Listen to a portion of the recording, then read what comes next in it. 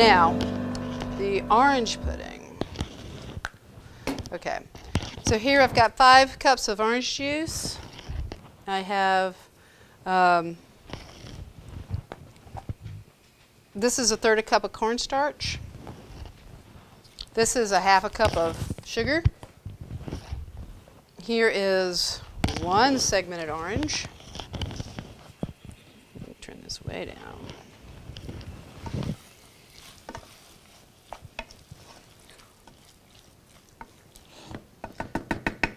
Okay.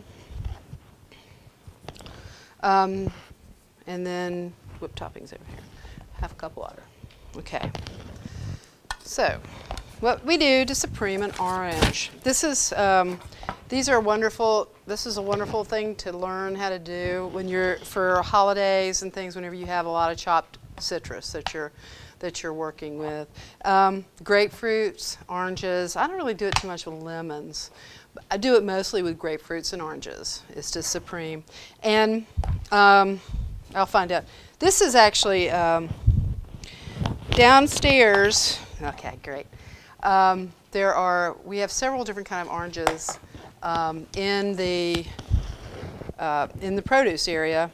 In the cooler, right when you come down and you take a right, we have several different kind of oranges. We have navel oranges, we have small oranges, and then we have an orange called a cara. And that's what this orange is a cara. It's redder. It has a lot more flavor. So when you do something that has that you're going to be eating the whole orange with, you want it to have a ton of flavor. So you want to go for something like the cara, even if it has seeds. Just take the seeds out, you know. But the cara actually has a lot of flavor, unlike the navel orange, which doesn't have that much flavor. It's just easy. So what I do to supreme an orange is I get a bowl. All right. It's got some rice in it. Okay. Way down. All right. Does everybody see that? Can everybody see what I'm doing? Okay. And I've cut off the ends so it lies flat on the cutting board. You get your sharpest knife, and then what you do is you just peel off. You peel off the something else I wanted to tell you guys. Anytime any fruit whatsoever, please wash them first, because if there's any contamination on your fruit, if you're cutting through it with your knife, especially things like melons. You need to wash the outside of the melons because your knife goes through it and through to the flesh. So if you want to make absolutely sure you never get any sort of listeria or salmonella, wash your fruits first, outside, okay? So these are, and also if you're zesting, which I also did with the oranges, lemons, oranges, limes, anything that you're zesting, the fruit has been sprayed, and you don't want to ingest that spray. So just go ahead and wash everything.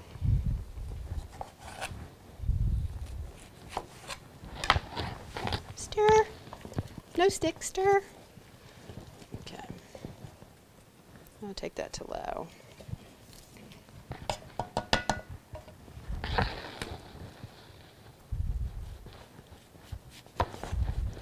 So you just cut all this, you cut all the white pith off everywhere.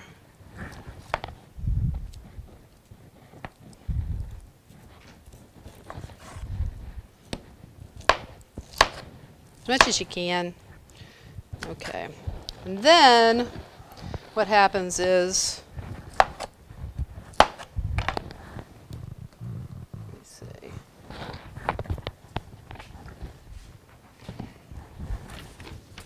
I check the Dutch baby. I check on the pudding. Okay, it's still in there. It's still going good.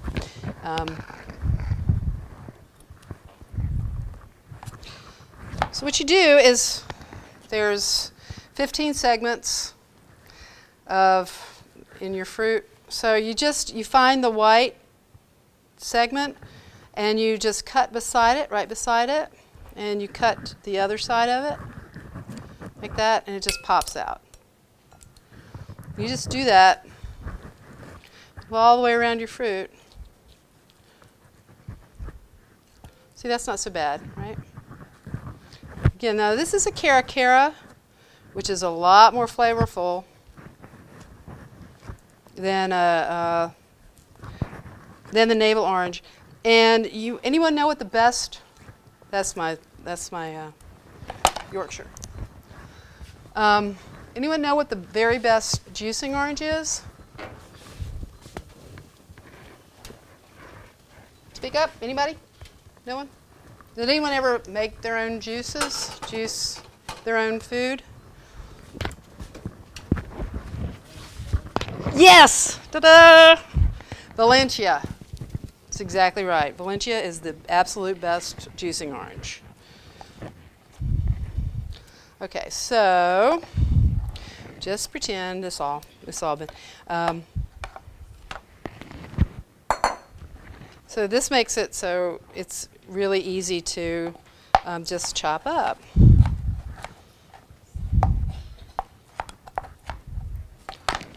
Now this is going to go into our orange pudding. So I've got my pot heating up here, my saucepan. And as she juggles her paper, 5 cups of orange juice. Now, I've actually, since I've supremed this orange, there's more juice in here, you know. So it's just a little less than 5 cups, so I can add this juice to it. It's very forgiving, this recipe. So this is 5 cups of just bottled juice. Just bottled juice. Okay. And the granulated sugar. So this is the 1/2 cup of granulated sugar. Go ahead and add that in.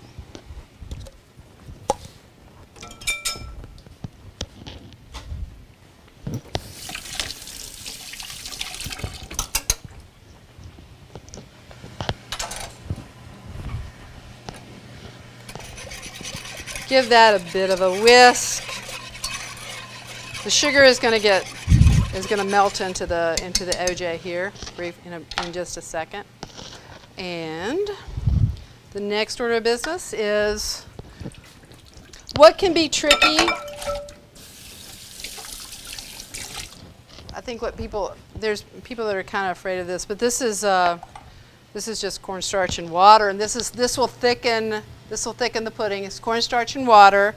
So I've got 1/2 cup of water. Pour that in, and then I have the cornstarch.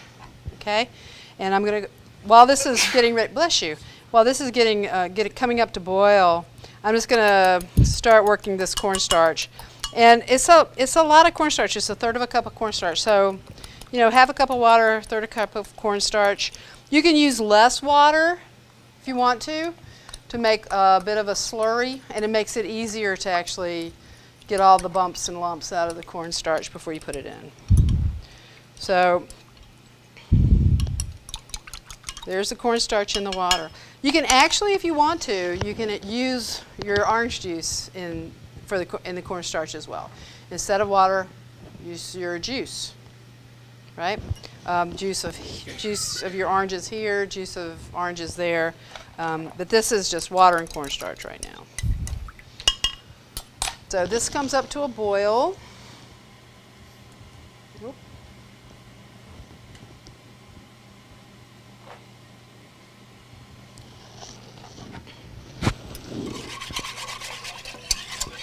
When this comes up to a boil, then I'll add the cornstarch.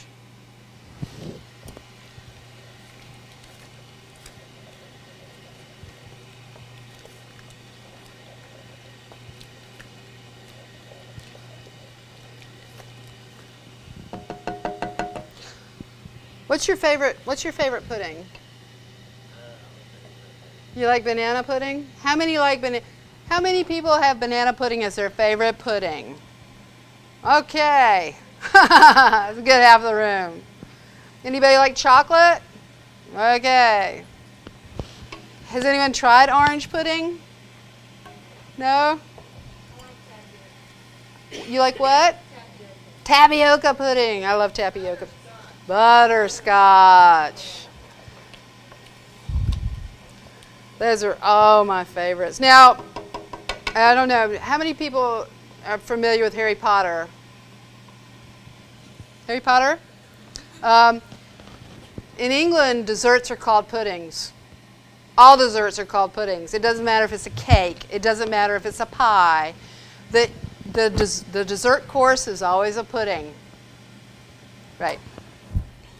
So anytime you hear Luna from Ravenclaw say, "I hope there's pudding," she means she doesn't mean she hopes there's chocolate pudding or butterscotch pudding or banana pudding.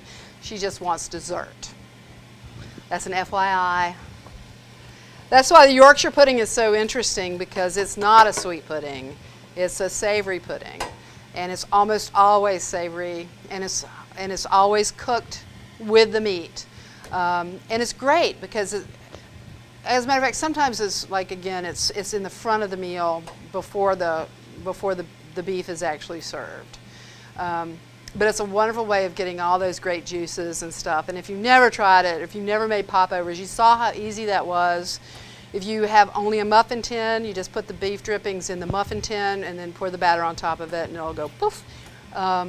It's pretty simple and fairly fail-safe. Fairly fail-safe. Now we're still waiting for this thing to come up to boil. Okay, so what happens is that once this comes up to boil, I'm going to add the cornstarch and the water. And when it's boiling, you kind of want to whisk in the cornstarch and water, or the liquid and cornstarch, whatever you're using. You could even use coffee. I mean, you could make a coffee orange pudding. It's so forgiving. Anything you want to do with it is fun. And you guys know about puddings. I used to have to do this all the time when I was a kid, and I would be, you're stirring for hours. You continuously stir. Okay, God almighty. So that was always my task. My mother would make me stir, and it wasn't just for like 2-3 minutes. It was hours. It wasn't hours. It was only it just felt like hours.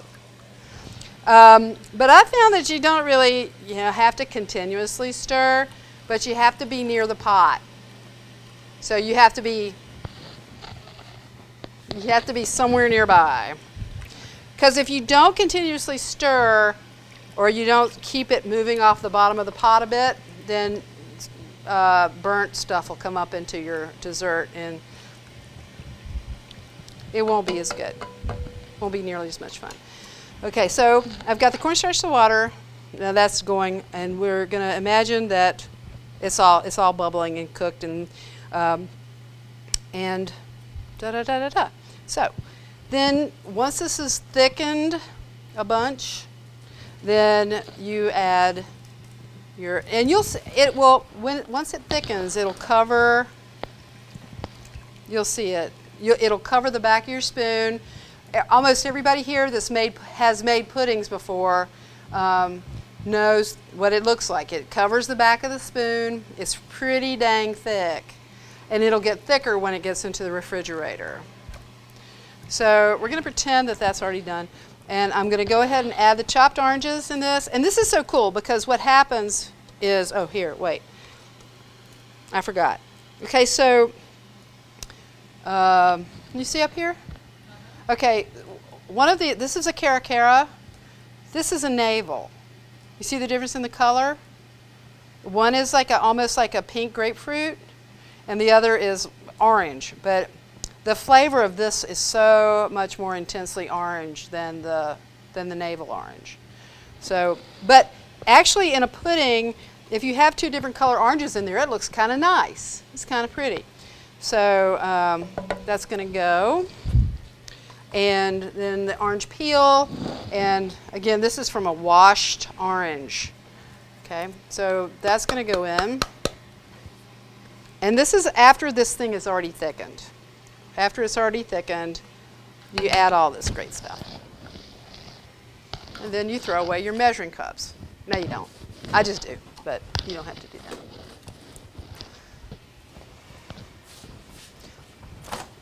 Once it's done, what I do, and I think a lot of people do this, is that they put a piece of plastic on top. They put a piece of plastic on top of the pudding, so it doesn't get a skin on it. A lot of people really like the skin on top of their pudding, but putting a piece of plastic wrap puts a skin on top of the pudding that the pudding doesn't have to make itself. So, but this is what the pudding looks like when it's done.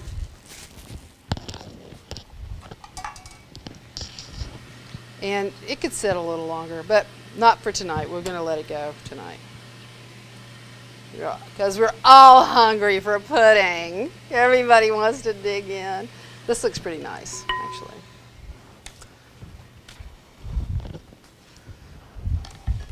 Anybody have any questions? Any questions about pudding? Any questions about the history of pudding? Any comments about... Yes, ma'am? Oh, you could. You could. Yep.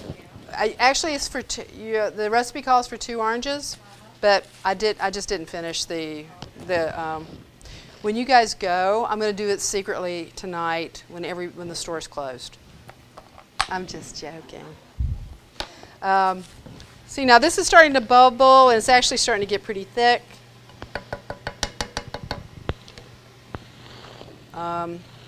Change this out. This has gotten pretty thick. Not nearly this thick, but it's gotten pretty thick. Could actually go up a little. But this, as you can see, it doesn't really take all that long to get it to where it starts to thicken up. You see that? So you don't, it's not as long as it used to be when I remember doing this in front of the stove with the pudding. That would take forever. This one doesn't take nearly as long. All right. This is about as thick as you kind of want. Maybe it can get a little thicker, but you see it coats the spoon, but it can still be a little bit thicker here. We'll turn this down. This is on high heat right now, so I'm going to take it down since it's bubbling. I'm going to take it down to medium-low so I don't hurt anything.